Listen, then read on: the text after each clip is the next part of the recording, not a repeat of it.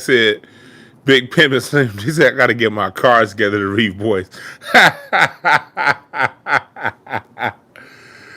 Oh, jeez. What up, y'all? What up, y'all? I'm sorry. I thought I was going to be on right at 10 o'clock. Oh, I thought. Are doors open? Let me close this motherfucker. My wife is like, God damn it, close the door.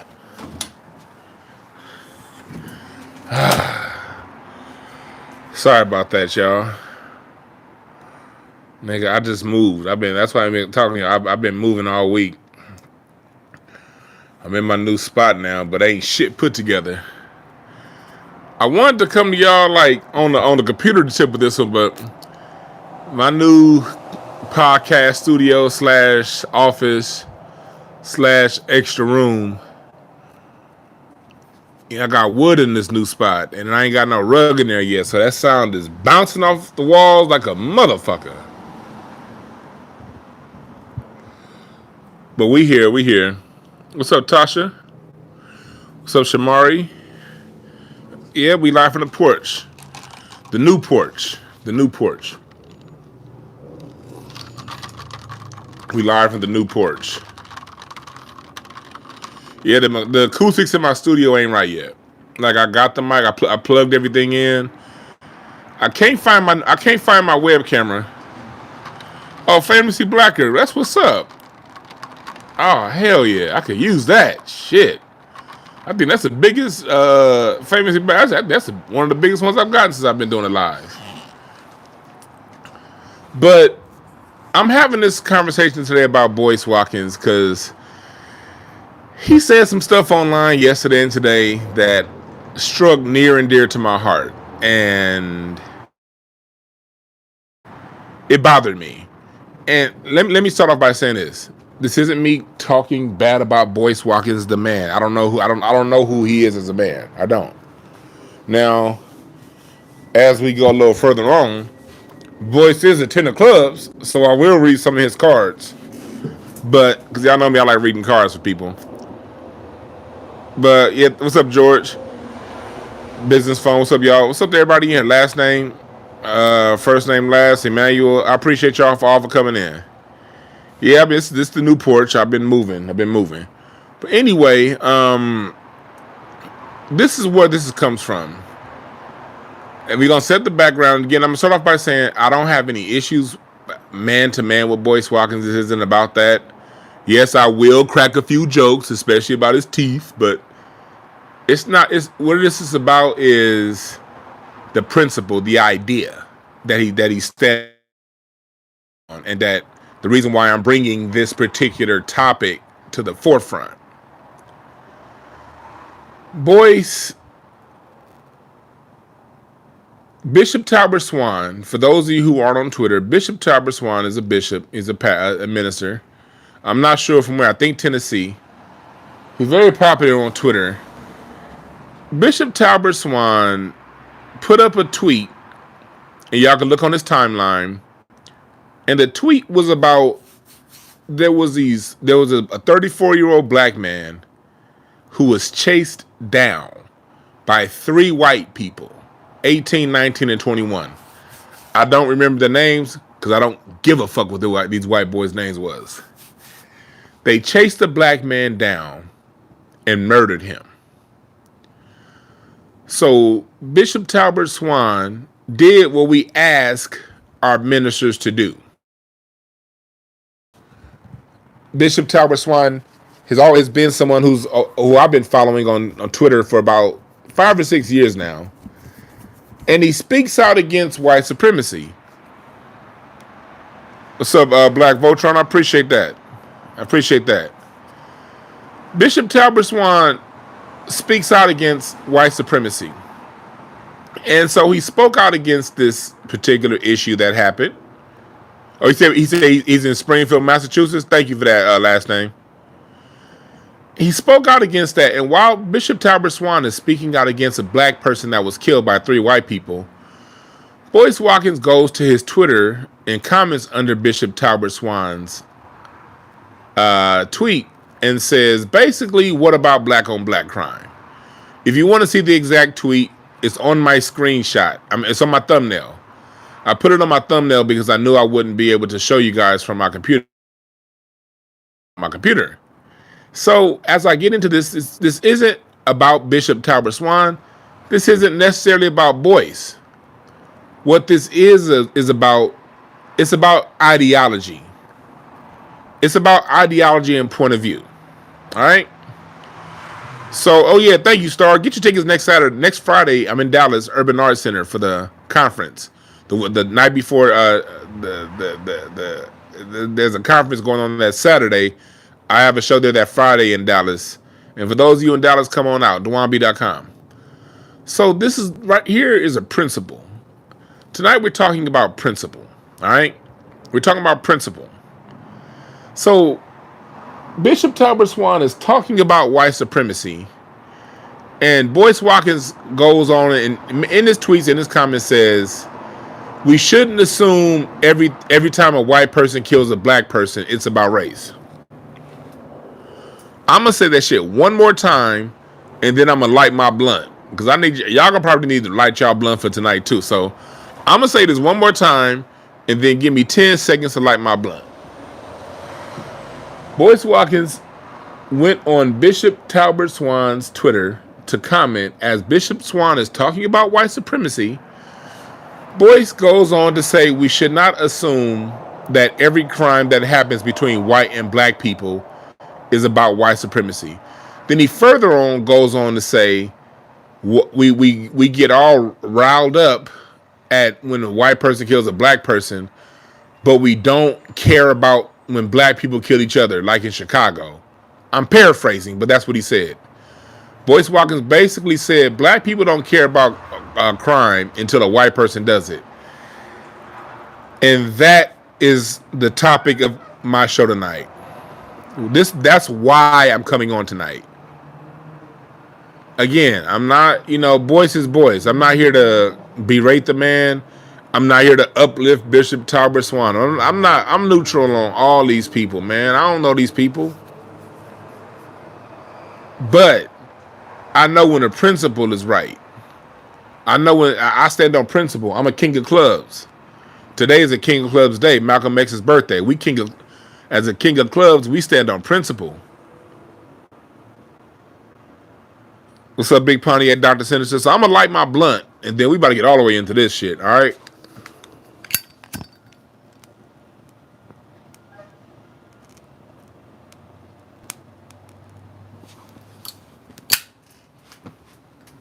All right. Here we go. So this is what made me offended. Full disclosure, I'll say this. Over the last 2 weeks, I've been a bit emotional about my time working with kids in South Central. And I'm going to tell you why. And some of you who watch regularly probably know why. What's up, Mark Smith? I've been a bit emotional because 2 weeks ago, and I showed you guys a picture a couple days ago, my doctor, Dr. Robinson, I saw him the first time in about 7 or 8 years. Dr. Robinson was my childhood doctor, a black man from Baltimore, Maryland, moved to LA, was the head of immunology at King Drew Medical Center. And instead of running off to Beverly Hills and getting a big house and a fancy car and being a doctor, Dr. Robinson sank his time and this is for people with long attention spans listening, because this all comes back to my central point. All right, it may sound, for those of you new listening to me, it may sound like I'm diverging. I'm not. I'm on my point, but I like to bring you full circle.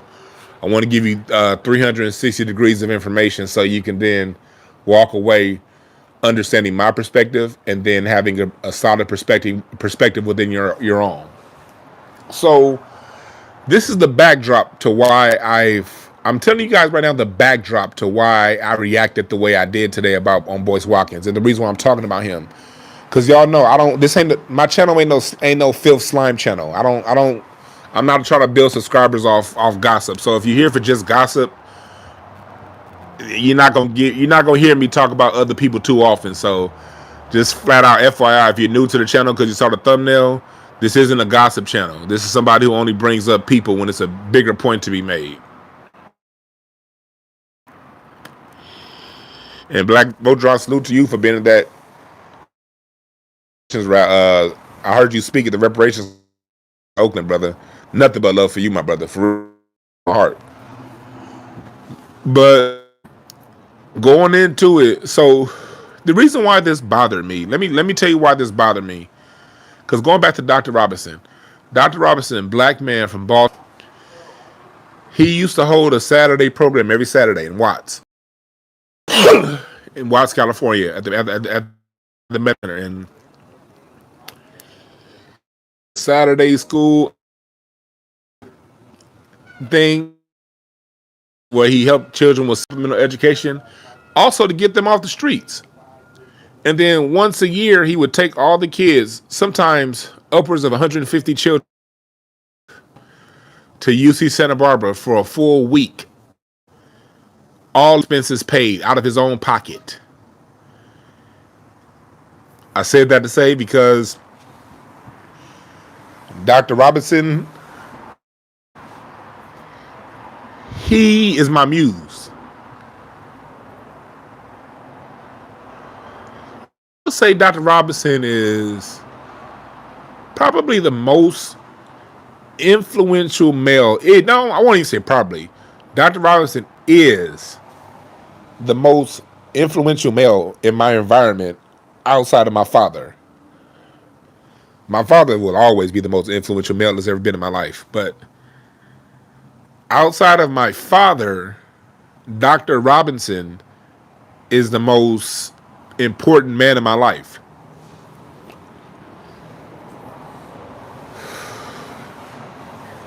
He showed me what to do with it, you know? I was 14 when I started working at King Jude Medical Center. Well, not working at the hospital, working for his program, tutoring children. He taught me at a young age, when you give it, you don't get it and keep. What's up, AW1? I appreciate that. When you get it, you give it. When you get it, you give. Give freely. Give freely of your money and give freely of your time when there's a greater need to be met. Give freely of your money and give freely of your time to greater needs. I got that lesson from Dr. Robinson because my parents couldn't give me that lesson. Well, my parents told me to give. Shit. Giving to Shelby. My mama used to make me tithe when I was 3 at church. Well, I used to go to Sunday school and put in my mama would give me 2 quarters to put into the bucket, and I put that shit in every Sunday. So my mom did teach me to give, but I say give on the level of Dr. Robinson. My parents weren't rich. You know what I mean? My parents they both worked 9 to 5. They worked every day. They worked hard. And my parents just had enough to survive, you know? But Dr. Robinson showed me, you know, when you really live in it, to give it. He's a black man. He gave to black children. I'm a black man. I learned that lesson from my doctor. So when I got into my job working mental health, they hired me right away because of my experience working with my doctor. My college degree, even though I have a college degree, it wasn't in what they were looking for. But my experience working with children because of Dr. Robinson got me my last job working in mental health for 10 years. And so, Boyce said, when black people commit crimes, we don't care. We're not doing anything about the crime in Chicago. And I don't live in Chicago, but I'm sure there's a handful of Dr. Robinsons in Chicago too. and in New York, D.C., Atlanta, Dallas, Houston, and everywhere else. It's a handful of Dr. Robinsons.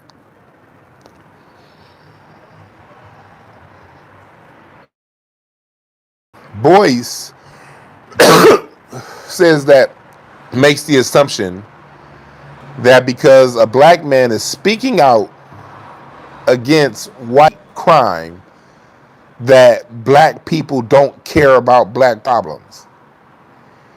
And that's dangerous rhetoric. That's extremely dangerous rhetoric. Because you got people like Dr. Robinson, who's been laying, in 1994 is when I started working with him, 95. He had been doing this shit before. Dr. Robinson been putting his shit on the line since the 1960s, 70s. He became a doctor in the 70s, y'all. And been putting it on the line. He didn't just raise me, he raised a bunch of me's. We out here. We out here putting in work, y'all, for real.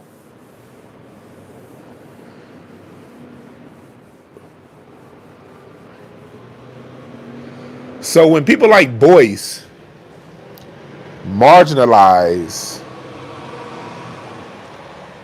the work a lot of us men and women are out here doing because he wants to make a larger point, that's why I got a problem with this, with him and what he said. That's where my problem comes in with what he said. I'm tired of Chicago being used as a talking point. Chicago is 38th in crime, in murder rate. The murder rate in Chicago is the 38th in the nation. Chicago not even top 20.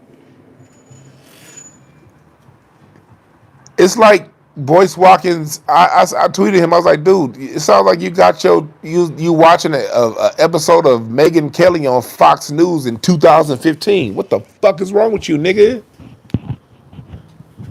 He victim blaming, man. Like, look, man, I ain't the only one. It's a lot of us out here on these streets doing our best to make it happen.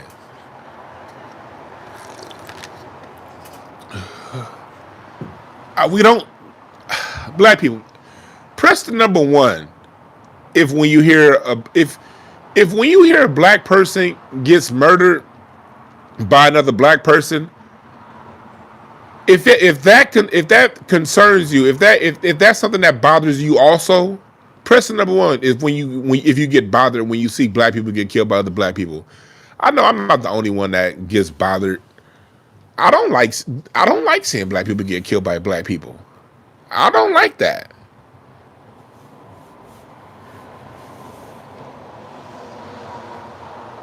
But if you want to stop black people, yeah, Black Dr. Boyce lives in Chicago. I appreciate the Cash App. Dr. Boyce lives in Chicago. What is he doing about it? I can't do nothing about Chicago. I could do something about LA. I can't do shit about Chicago. That bothers me. When I see a black person get killed by another black person, that wrenches my soul.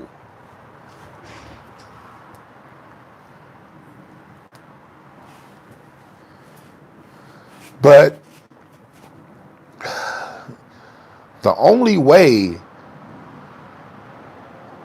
to get to black people killing people is to get to the root of the environmental causes that underlie the behavior.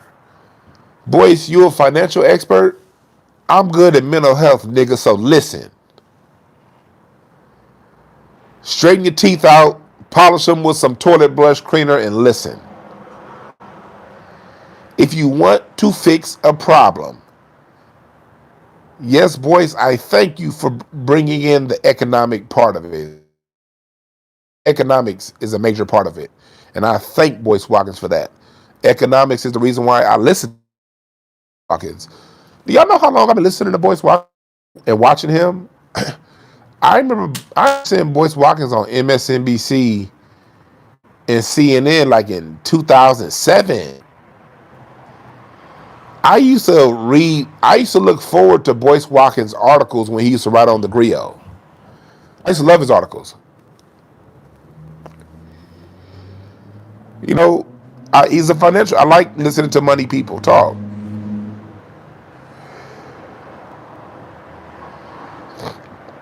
When the housing market crashed in 2008, when I was doing mortgage, I didn't get paid one paycheck for 13 months. That's how bad the mortgage market had gotten for me. I was able to survive those 13 months because I started investing in the stock market when I was 14. Some of the first stock that I bought was in Ross Dress for Less and Systems. I wanted to buy Apple. I remember I told my parents Apple when Apple was $7 a share. That's about. I started investing personally at 16. At 14 is when I told my parents to invest in Apple. Apple was at $6.87 a share. They didn't do it. Imagine how rich we'd be. Well, anyway, life happens for the way it's supposed to happen. Anyway, so I've always had a lot of respect for Boyce Watkins. I stopped listening to Boyce 2017-ish because he was just too chatty. You know, it's like he fell out with Umar. He fell out with, I remember he tried to say some slick shit about Tariq one time, and Tariq kind of gave him a very smooth but clean, yet hard but clean but smooth check, and Boyce backed off. I noticed Boyce getting too chatty, and he started falling out, and he falls out with every woman on his channel. I watch out for, look, fellas, this is me being a man, maybe because I'm married and love women. I watch them niggas that's always falling out with women, y'all. I do. I watch dudes who always fall out with women. Let me tell you something about women, especially black women. When a black woman get up and smell you, a lot of these niggas worry about, well, black women treat you this way. Yeah, because when a black woman, she got to get up on you and smell you. She gonna smell you. And if you ain't what you say you are, she gonna do whatever she do. I ain't never had to worry about being screwed over by any black women because I am who I say I am. I'm the authentic deal. But he falls out with every fucking woman he's around. I was on this side. I got it with the whole Yvette Carnell thing. I got it. She looks like she falls out with every woman she's around. But it's like he started being a chatty patty too much. And I was like, man, listen to this man for finances. You know, I bought a couple of his classes over the years. I've spent money with Boyce. I've spent money with him. I'm not going to lie. I ignored the situation with the Wu guy, the Asian guy. I ignored that situation.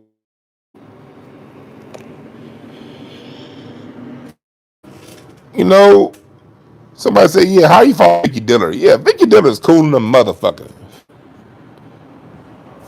Vicky Diller is cool. I mean, I love Vicky Diller. I love Vicky. And everybody, if you fall out with a person here, person there, look, shit happens. We all can fall out with a person here, person there. But all the women, nigga? So back to how behavior works, Boyce. Just in case you listening. Boyce is having his convention this weekend down at that. Wow. Boyce is having his convention today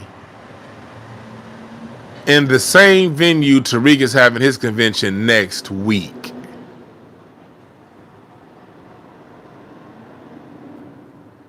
Didn't Boyce just recently schedule that? I saw when he posted it. I remember Tariq posted his convention like back in February. If my memory serves me correctly, and again, this ain't me on like speaking up for Tariq. Tariq can speak up for himself. This is just me observing some shit. I noticed this shit on Twitter like 2 weeks ago. I was like, hold on, Boyce got a convention the week before Tariq's? The fuck? That's just something I saw. Y'all look up that y'allself. I'm not gonna get in that. That's not my business.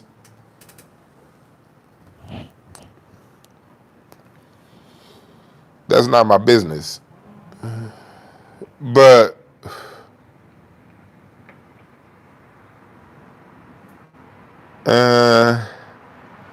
let me tell you something.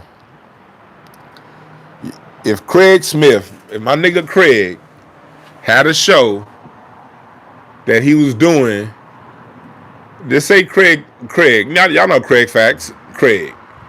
Just say Craig had a thing he was doing June 30th at the Hollywood Bowl.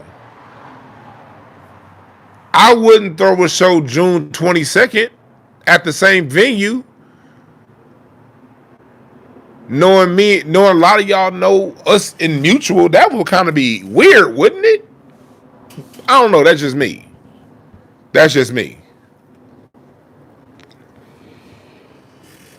Is he going to be a speaker? I didn't see him on the last flyer for the conference. Y'all better pay attention. I don't know if he's going to be a speaker. I don't know who the fuck's speaking. Shit. I ain't privy to no. I'm doing my comedy show. I ain't got nothing to do with no conference. I just sit on Twitter and I observe.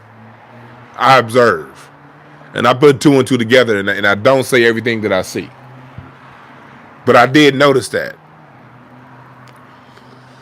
Reese Money, okay, or at least he may have touched base with Tariq. I don't know. I don't know if he did or not. He could have. What's up, Ebony? He could have touched base. Maybe he did. Maybe he did touch base with. I don't know.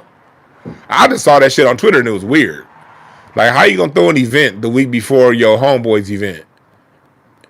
That's kind of weird to me. That's just how I look at it. You know what I mean? Like, I throw shows. If one of my people, if Slink or Kamira or somebody I know is doing something in a particular city on a particular day, knowing we have similar followings, I'm not going to throw a show in the same city the week before and make the people choose between where to spend their money. Because I have respect, one, for my brother. Two, I got respect for my paying audience. I don't want my paying audience to have to decide between me and somebody else that they love. That's that weird shit I see these internet niggas do. A lot of these internet niggas be wanting people to choose between you and them. Let me tell y'all something. Y'all ain't gotta choose between me and shit. Nigga, y'all see, like, I love Craig. Me and Craig's still my nigga. I don't have the time for Craig facts like I used to. I just don't have the time. I would never be like, y'all see when I left, when y'all know my character. I did a whole show 2 months ago on leaving caffeine and why I left caffeine. Did I say one bad thing about caffeine? Because that's who the fuck I am. I'm a man. Only person that needs to be faithful to me and I'm faithful to is my wife. That's it. Outside of my wife, nigga, I ain't married to none of you niggas. Y'all can cut me off right now and go watch Boyce and then come back and tell me, hey, yo, Dwann, Boyce had a cool video on such and such. And you know what I'm going to say? Yo, that's dope. So when I see a man trying to make people choose, what kind of insecure weirdo nonsense is that, nigga?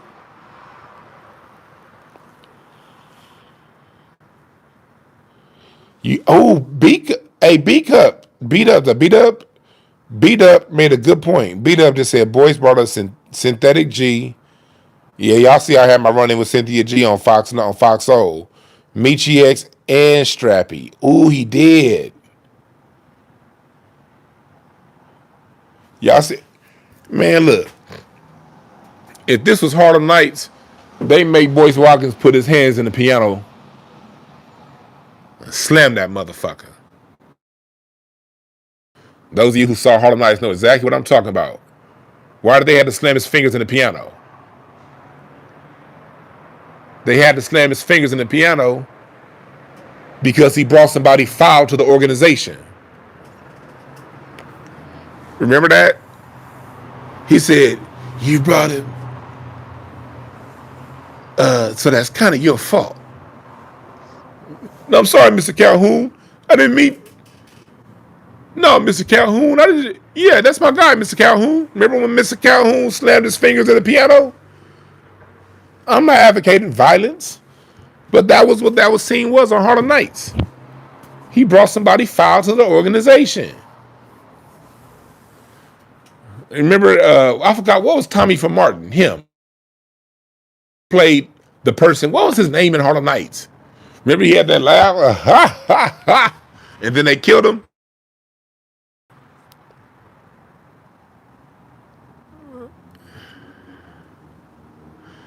Yeah, Tommy was accused of stealing money. But who is the person that had to pay for... The person that brought Tommy to the organization had to get his fingers chopped. Right?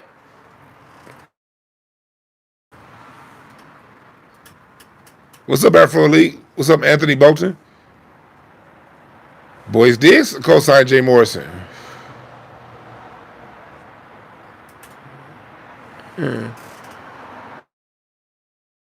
I wish I got to meet Tommy from Martin. I wish I could have met him. I know his brother Eddie Ford. Eddie was doing comedy for a while. I don't know if Eddie is still doing comedy, but Tommy's brother Eddie, I know him. He hella cool. I wish I met yeah, I remember but anyway, so that's what happened. Hey Larry, I knock your ass out, boy. You better get out of my chat room with that bullshit. Nigga, Larry, I knock your teeth out, and you're gonna have to put new Boyce Watkins in your grill, nigga. Watch, hey chat room. I'm gonna get to Texas early. I'm gonna knock Larry's teeth out. I'm at Dennis before next Friday show we got together, and Larry gonna be at the show next Friday with a new set of Boyces in his mouth. You're gonna see all 32 of them hoes in one line. Chicklet, chicklet, chicklet, chicklet. I was cleaning my toilet bowl and thought about that nigga's teeth. But back to the subject. I'm not gonna talk about the man's wife. Now, y'all can say if y'all want in the channel or not. I'm not gonna talk about his wife or. I remember the whole situation with it. I'm not gonna get personal with Boyce. I'm not gonna get personal. If this was 2 years ago, I would have gotten very personal, extremely personal. If this was a year ago, I'd have got kind of personal. But I've evolved. I'll be 42 next month. I don't get personal like that unless somebody gets personal with me first. I'm just going to keep it at Boyce's teeth. I'd hate to hand that nigga a carrot.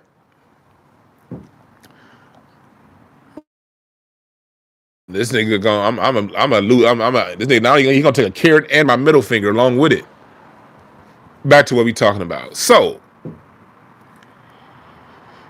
Boyce really, but did y'all notice Boyce really started going off when he got the new teeth? See, I don't know, maybe the old teeth were an insecurity that kind of kept him from being less of a chatty patty. Like, y'all got that gif. Y'all know that one gif on Twitter with the teeth gif when you kind of wind it. Boyce turned into that winding tooth thingamajig when he got them teeth. Before that, he stuck to money. And I would listen to Boyce all the time. Like I said, I even bought a couple of webinars from Boyce.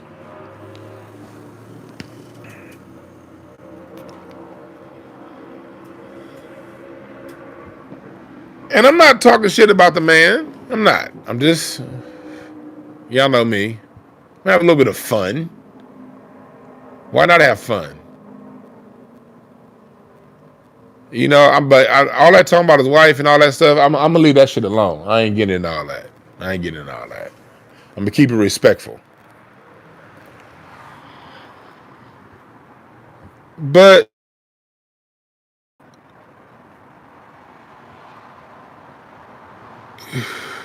so nigga said boys can crack a tail. Nigga Anthony Bowden said boys can crack a safe with them teeth. Nigga. See, that's why we watching the chat room. You niggas are stupid.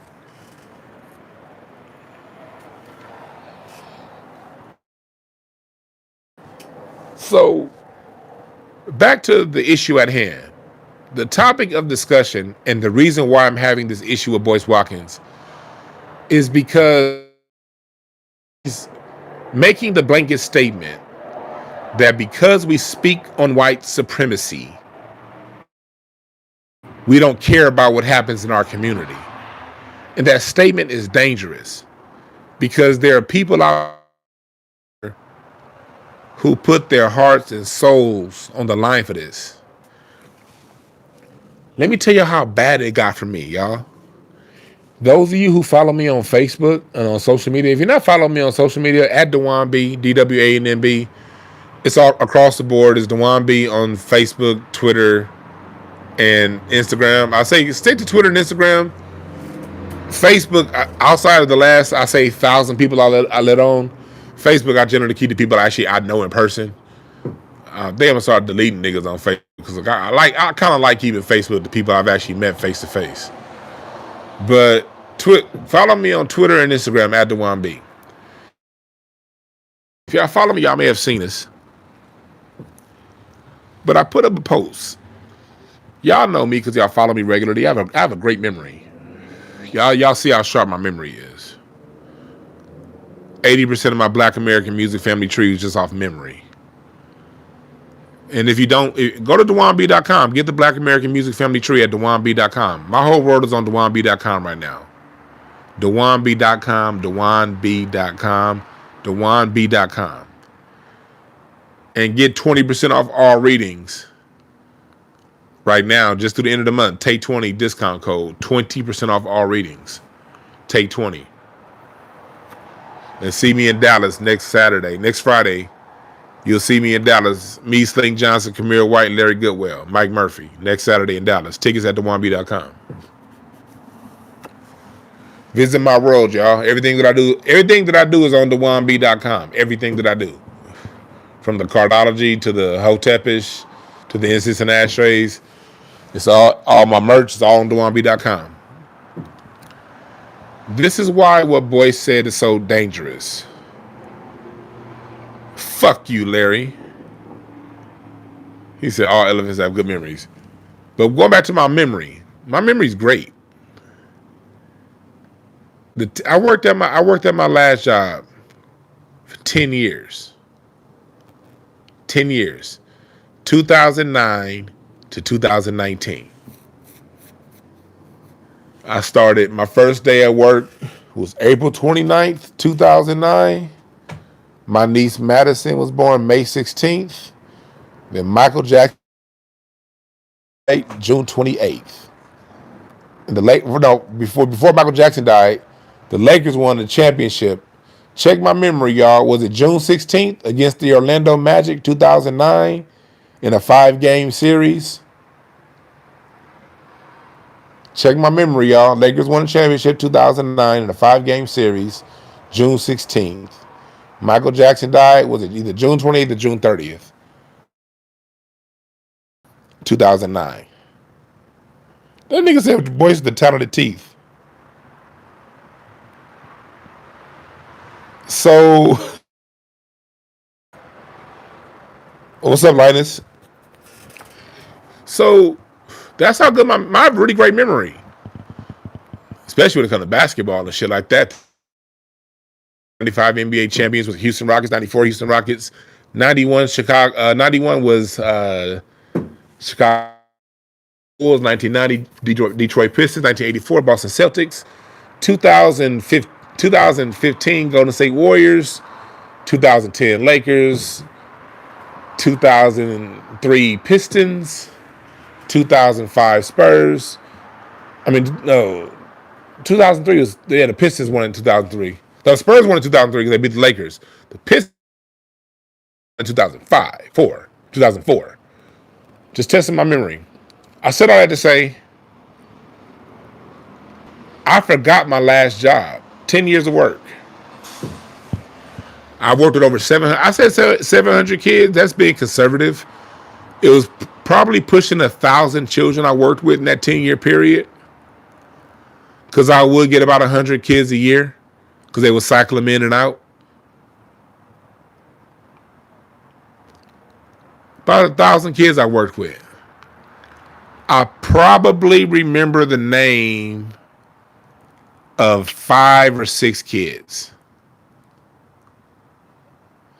And mind you, some kids I had for a couple years. I can only remember what maybe 4 or 5 kids looked like. I don't remember any of the parents' names. I looked up the other day, and I told y'all I'm emotional about this right now. Because I was with Dr. Robinson, my muse. The man that taught me to look out.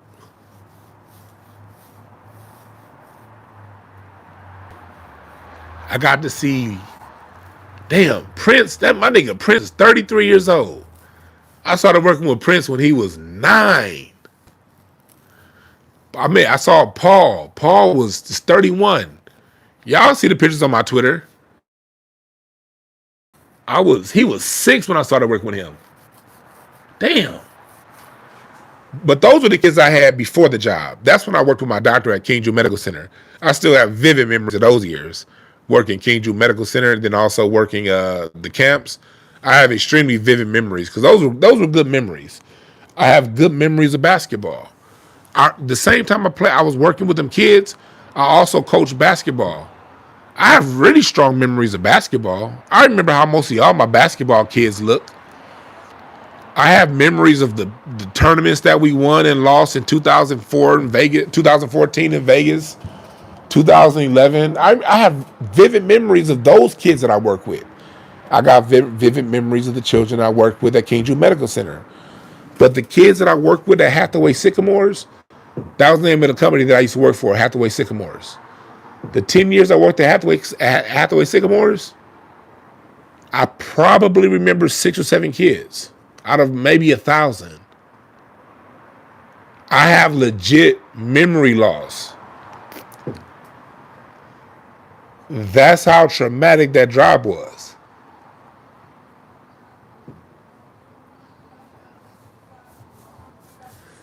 Think about that.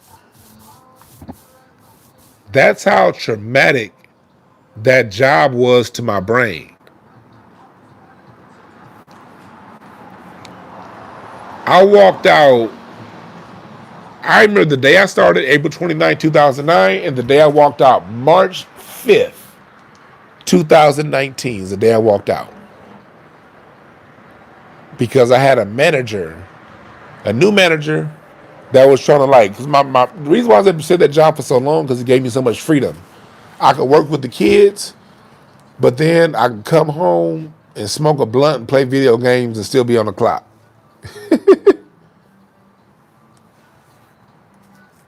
You know, I had the freedom to still come home and get out and do comedy that night. So I stayed at that job longer than I should have stayed. But I was just so committed.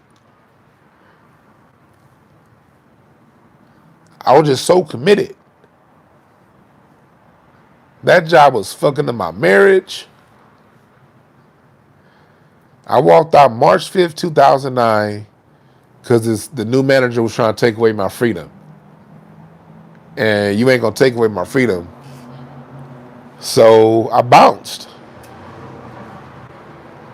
And the reason why I bounced was, and this is why it's so important for y'all to check your mental health. I left because I had a manager. When I walked out, another manager saw me when I walked out the office. And she was like, Dwann, you don't look good. I was like, I'm good. She was like, nah, D, you don't look good. You I was like, I'm shaking. I said, I ain't. Then I looked down, nigga. I was looking like Michael J. Fox. Nigga, I had the shiz aches. I didn't even know I was shaking.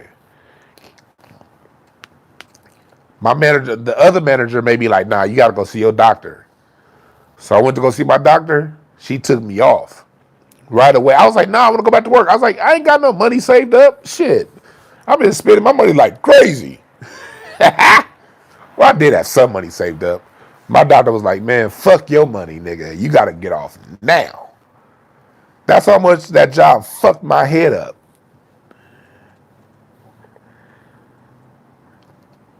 To the point I have memory loss. I don't remember shit. Other than like six, I remember like maybe, I would say 10 stories max. I probably got 10 stories I can tell y'all. Out of 10 years of work, I probably could tell y'all 10 stories. I'm thinking 5 stories. I'm saying 10 to be safe. Maybe 5. And that's,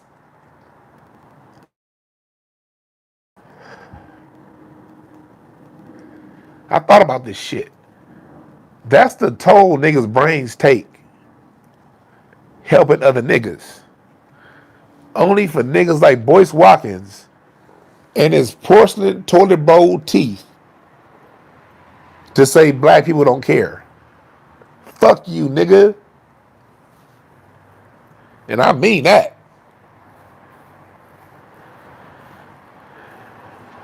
I mince no words when I say that. Because when you say black people, that's me. I am black. He is me. That's me.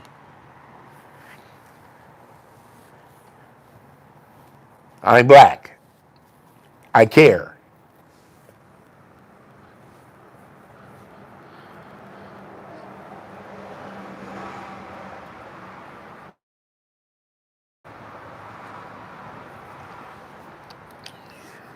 And like I said before, this ain't a me or Boyce. Man, Boyce got a way bigger follow than me, man. Watch that nigga, especially look.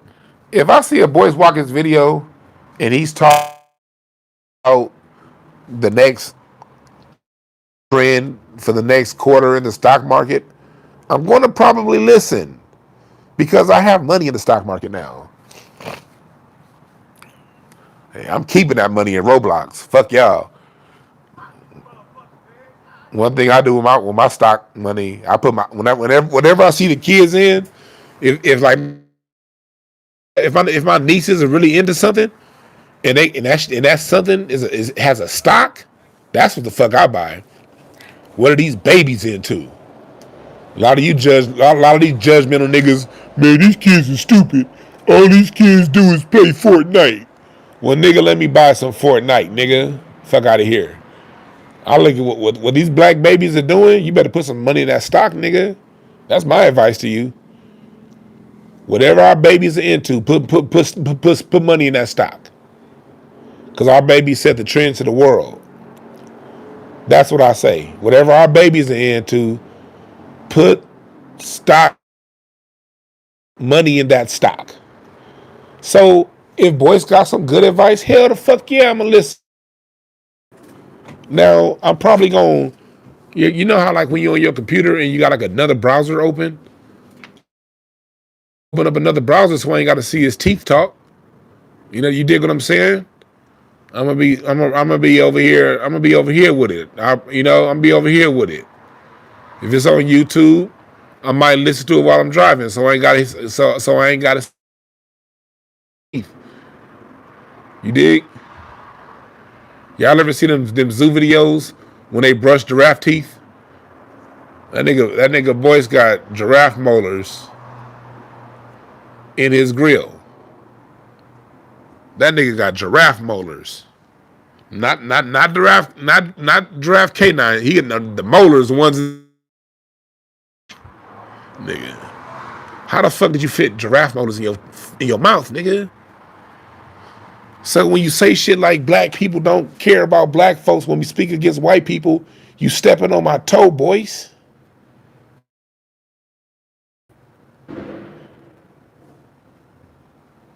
You stepping on my toenail. This isn't about Talbert Swan.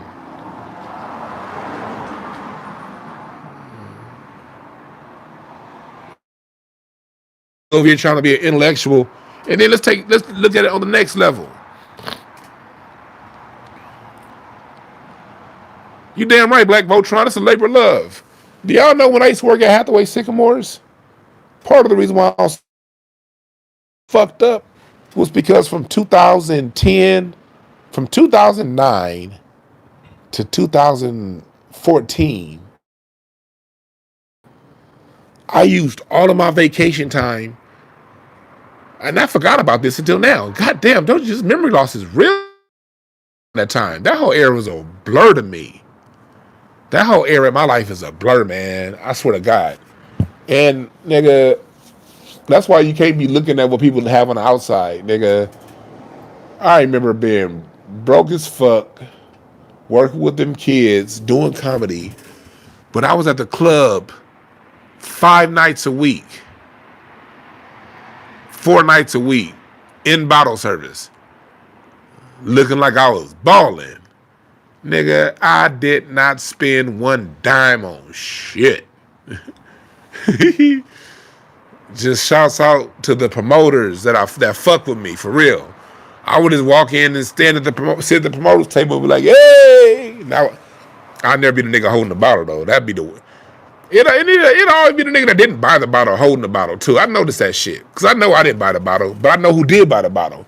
I just drink and sit my ass down in the corner niggas and write jokes in my phone because I was still doing stand-up comedy at the time.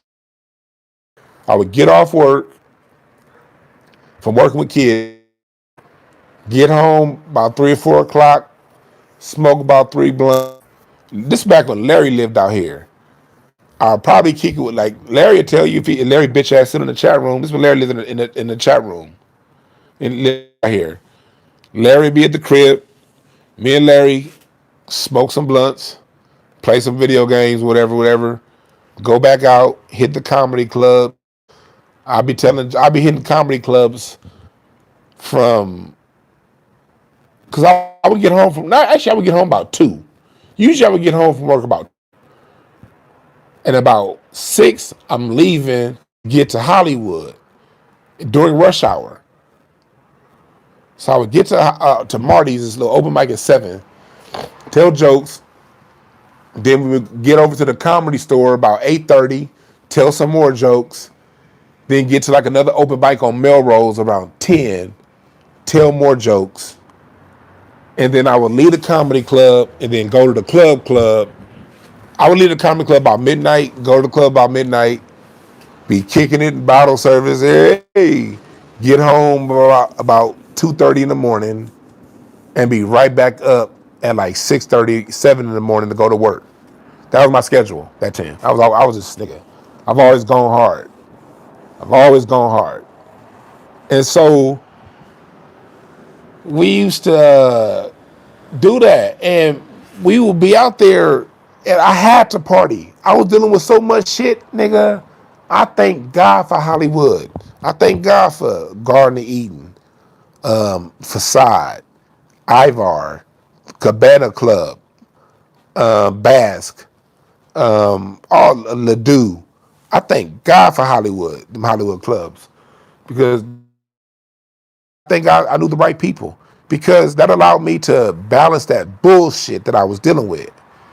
And I would only take vacation to coach my basketball team, because I would work Monday through Friday, and then Saturday and Sunday, what am I doing? Coaching AAU basketball. Press the number 1 if you're a parent and you've ever had a child in AAU basketball. Travel ball. Press the number 1 if you're a parent and you've ever had a child in travel ball. People be wondering why I have so many experiences, because I've done a lot at the same time my whole life. I've always had a legit 3 full-time tasks my whole life, including now. I would always have legit 3 full-time and about 2 more part-times my whole life. Always 3 full-times, 2 part-times my whole life, even now. But press the number one if you've ever had a kid that plays AAU basketball, and you know what kind of schedule that is. If you don't know, AAU kids play 2 games Saturday, and then then 1 game Sunday. If they win, 4 games on Sunday. I was with the organization. We had 6 teams.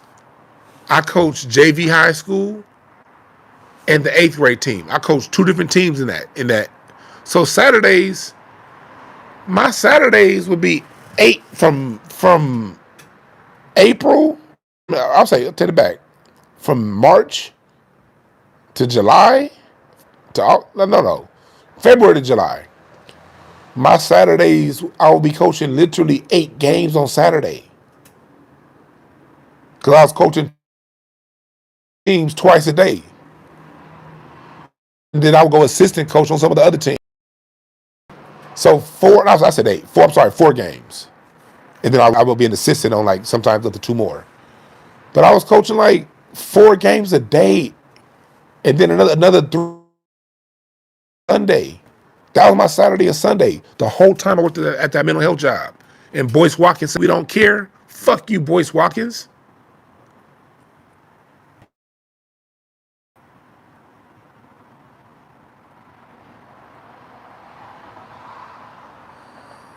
That nigga, Boyce's old teeth look like a lemur. Remember his old set of teeth? The first teeth, the ones he got rid of? Go Google what a lemur looks like and Google Boyce's old set of teeth. You're going to see the same thing. The lemurs and tarsiers, they predate monkeys. The lemurs and the tarsiers.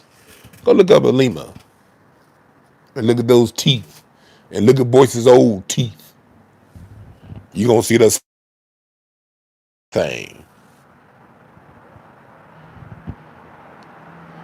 And then when I would take vacation, you know what I would take vacation time to do? My kids. We always had a Memorial Day. Memorial Day weekend was a Vegas tournament, basketball tournament. We did a March tournament in Portland, a June tournament in Dallas, and then the big tournament, the Fab 48 in Vegas again. That's when you're taking a whole week in Vegas. So the vacation time I took for 4 years was only to coach my kids. And boys say we don't care. If you don't brush your teeth with a toilet bowl scraper, nigga, take 2 seats, I'm offended.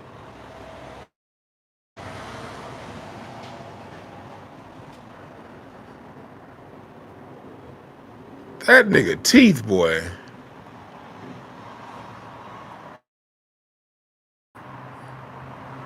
That nigga teeth look like cowboy doors. Them cowboy saloon doors. Y'all remember them old westerns? When Mark Twain or somebody will come, not Mark Twain, Clint Eastwood or somebody will come busting through them cowboy saloon doors?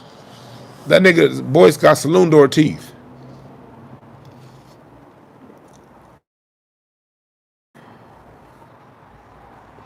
That nigga Boyce got emoji teeth. That nigga look like an emoji when he talk.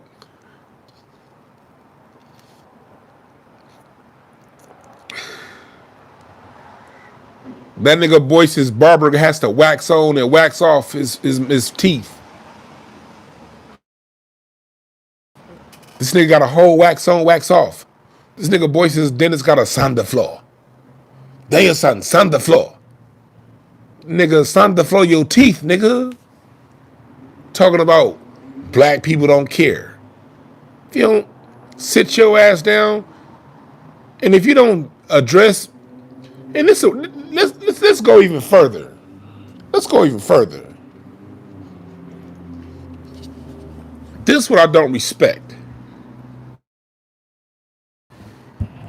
He went on and did a series of tweets talking about Bishop Talbert Swan, but not addressing him. If you're gonna address the nigga, address him. Don't do that, Boyce. Address Talbert. Man, dude, please, come on, man. I don't respect that. Address him. And I want to give a huge shout out to Teslin Figaro. I don't know her. Never. I saw her at the rally. We didn't really get a chance to talk. But she really stood up. You know what I mean? In a way that Teslin stands up in a way that, as a black man, I appreciate. May she never need to stand up for me. I try. I keep my shit clean, but you never know who come. But I don't ever want no one to have to stand for me. But if somebody needed somebody to stand for them, the way I have so much respect for the way Teslin stood up for Bishop Swan. And I say this to the women out there. I'm not saying you have to go stand up for dudes. I'm not saying that. I'm not saying you got to stand up for me or anybody, any other man. I'm not saying that. What I'm saying is, if there's a principle that you see someone out there violating, it's beautiful when our women stand up and call that out. When someone is off cold and doing something, that's a violation. You know, and so Teslin, and this is from me coming from the point where I'm a traditional kind of man. I'm a traditional man. At the same time, I don't like women getting in men's business. I don't. It's a dichotomy. It's one of those things. Everything is a paradox. It's a paradox. On one hand, I don't like women getting in men's business. I don't. Sometimes it's bigger than men's business. Because when Boyce talks about, when you're talking about something at a societal level, it's no longer men's business. Women are gatekeepers of our society too.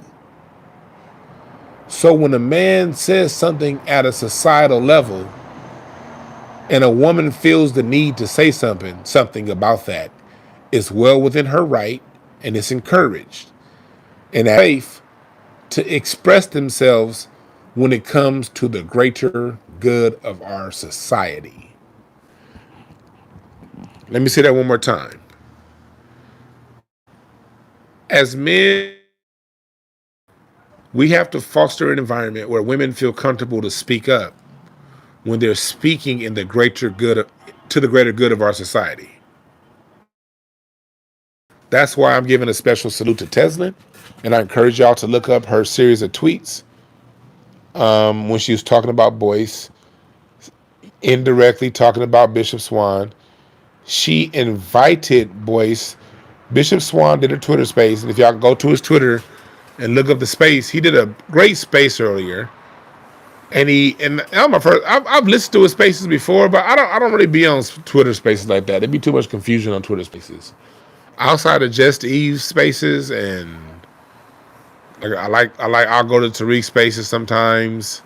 I haven't been to one of his spaces in a while though. It's been probably about a month. I check in on Just Eve's. There's certain people I'll check in, but I, for the most part, stay away from Twitter spaces. You know? But I was in Bishop Swan's Twitter space earlier, and Teslin invited Dr. Boyce to speak, and he didn't come. Of course, maybe he was asleep. I don't know. But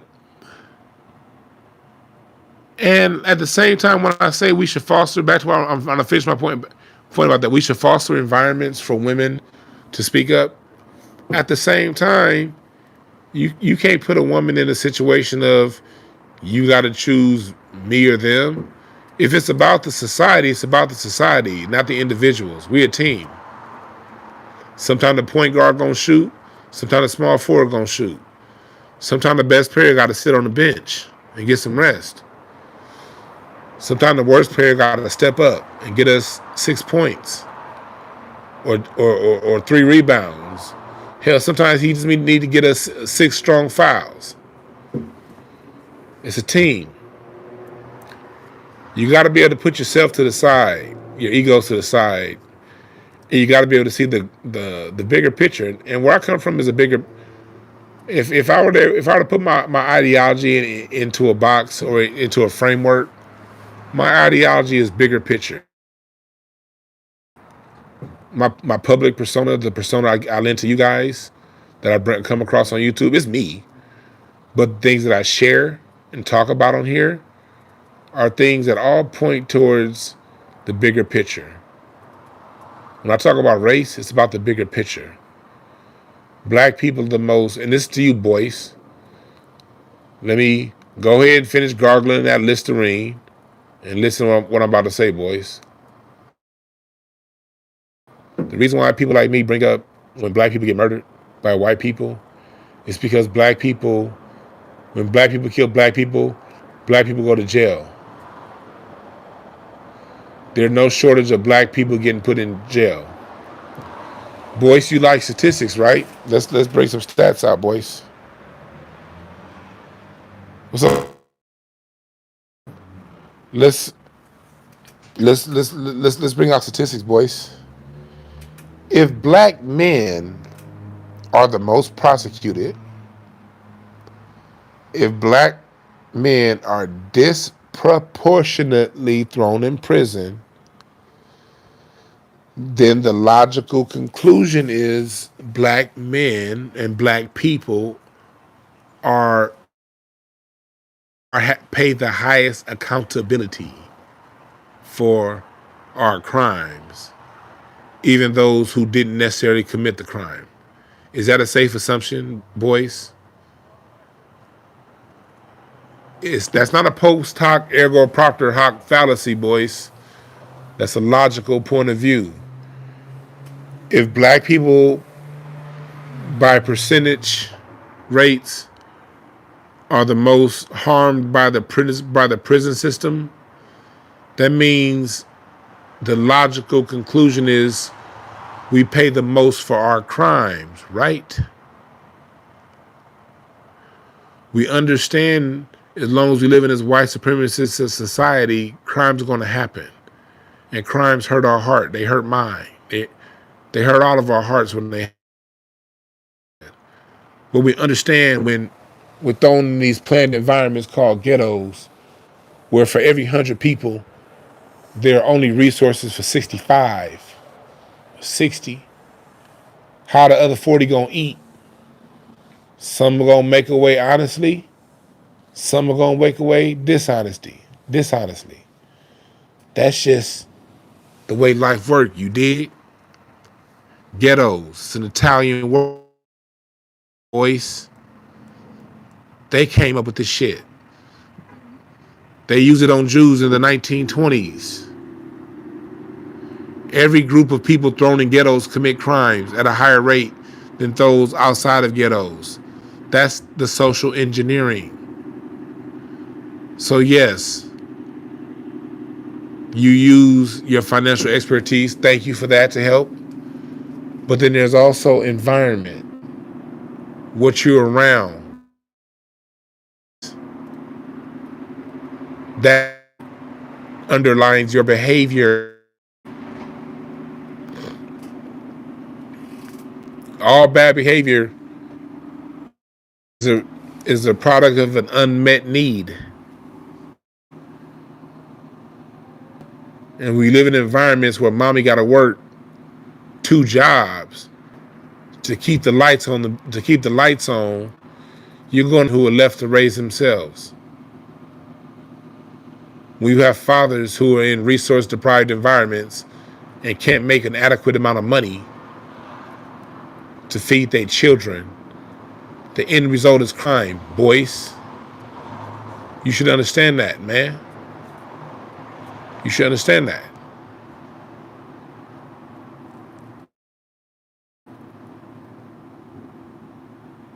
You should understand that, Boyce.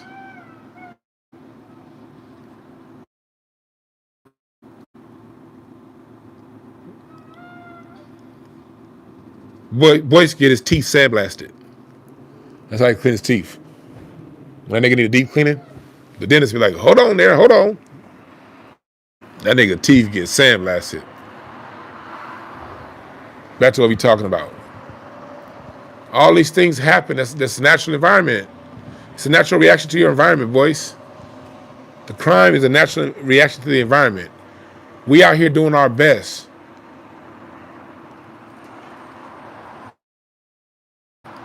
to assist within our environment. So when people like you who are in Chicago talk about what about crime in Chicago using a white supremacist talking point, you help them. While those of us out here on the front streets are under-resourced, underfunded.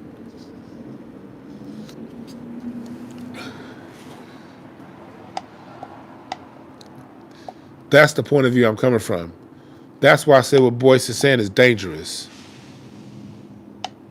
It's dangerous. What's up, Clinton? It's dangerous because we out here. She said Boyce's teeth look like marshmallows.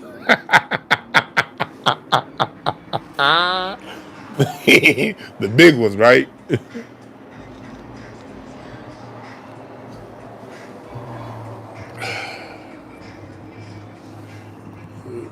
So, again, that's the danger. That's the danger.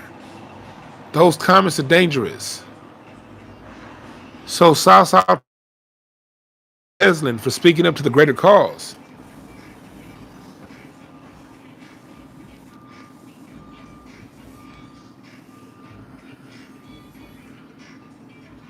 He said, Boyce's teeth like Mr. Ed's teeth.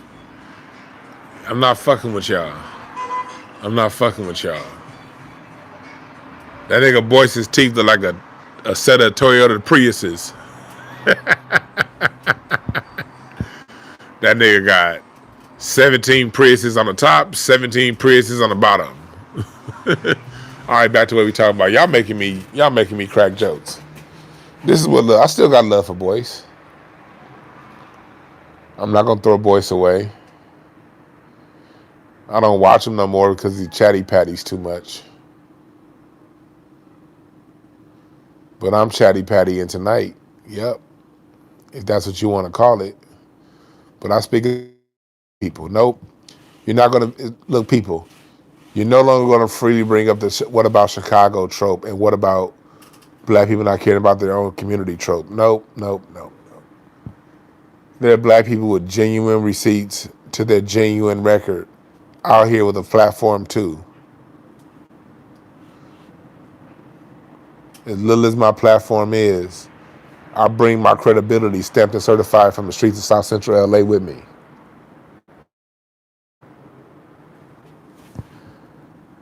My reputation is stamped and certified in South Central LA.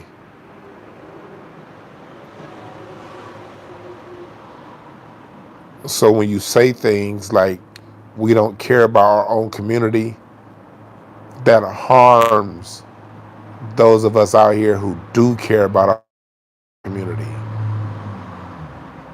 It others us. It negates us. And on the other side of it, you look like a fucking coon. Just for being on code with black people. Why would you ever not assume it's race when a white person kills a black person? What do you gain? Okay, say you don't want to assume it's race. Fine. What do you gain out of telling all of us not to? Are you telling us as black boys to put our defenses down to racism? Is that what you're saying? Are you recommending recommending that we stop demanding equality? See, when white people commit crimes against us, they don't go to jail right away, at least.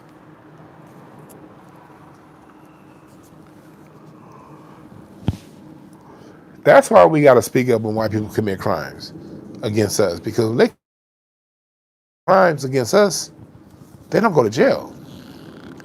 When we commit crimes against us, we go to jail. So there's literally nothing to protest.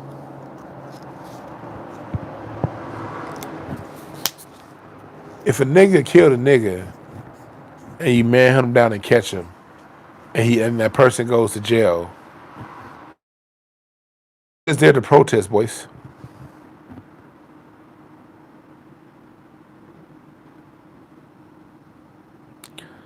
Somebody called him Chief Teeth instead of Chief Keith. I'm not fucking with y'all. I'm not fucking with y'all. That nigga Boyce's teeth look like a set of piano keys. All right, no more.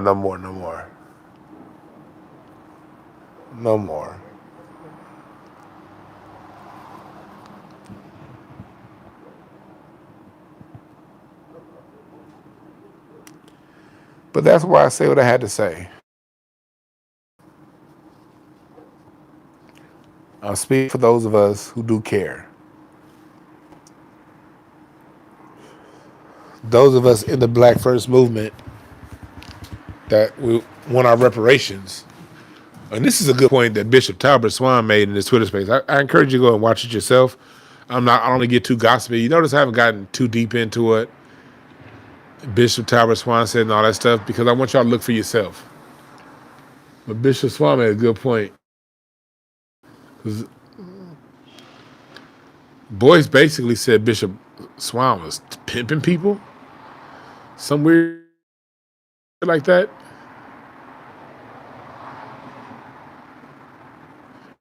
Then Bishop Swan came back and said, well, Boyce, I spoke at one of your events and you paid me to speak.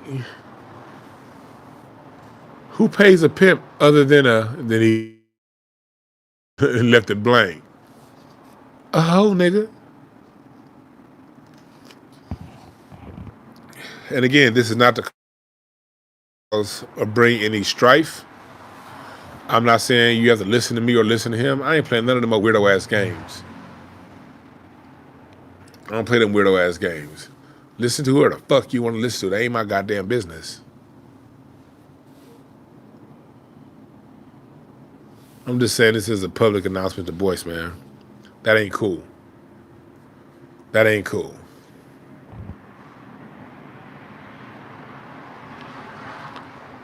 That ain't cool. You're right, be serious, son. He presents like he's playing devil's advocate, but he's actually playing both sides of the fence. Yeah. What are you getting out of kissing this white man's ass? These three white people. Let's go back to why he even started this whole thing. He's speaking up in defense. Three white people who chased and hunted down a black person and killed him. That's what this whole thing is over.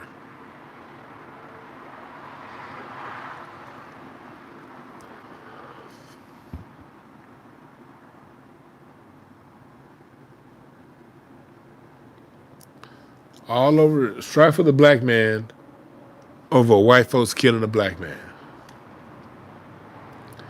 But we need that. This is the Seven Hearts here. It's all about, crossing boundaries, cleaning.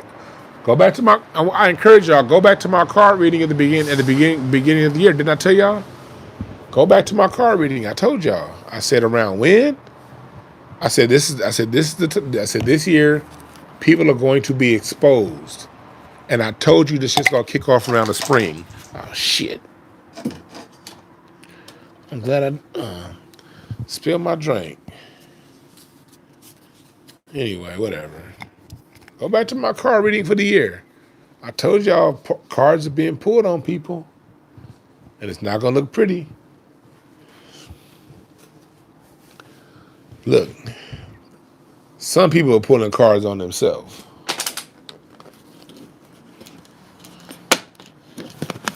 Nigga, she said Boyce's teeth is bug dancing.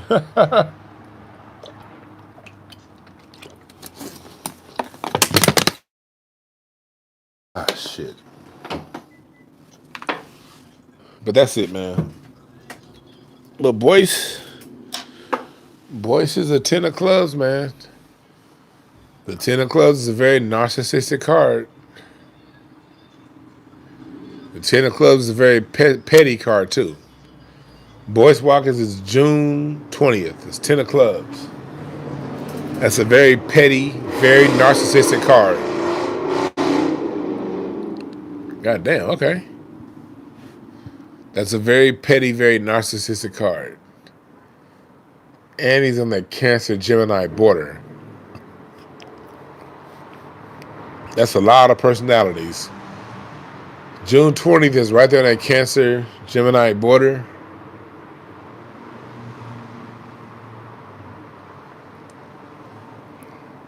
That stubborn mix of multiple personalities. God.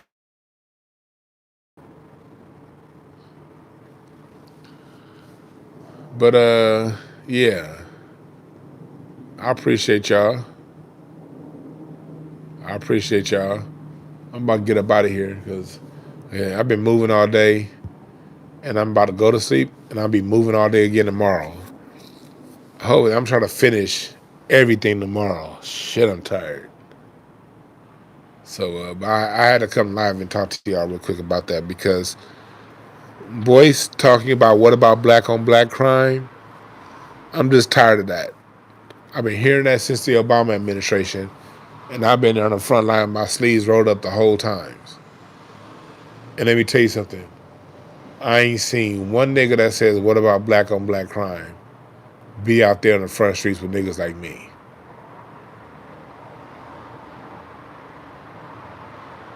All right? I'm about to be out, though. Get tickets for Dallas next week, man. I appreciate y'all. I'm out.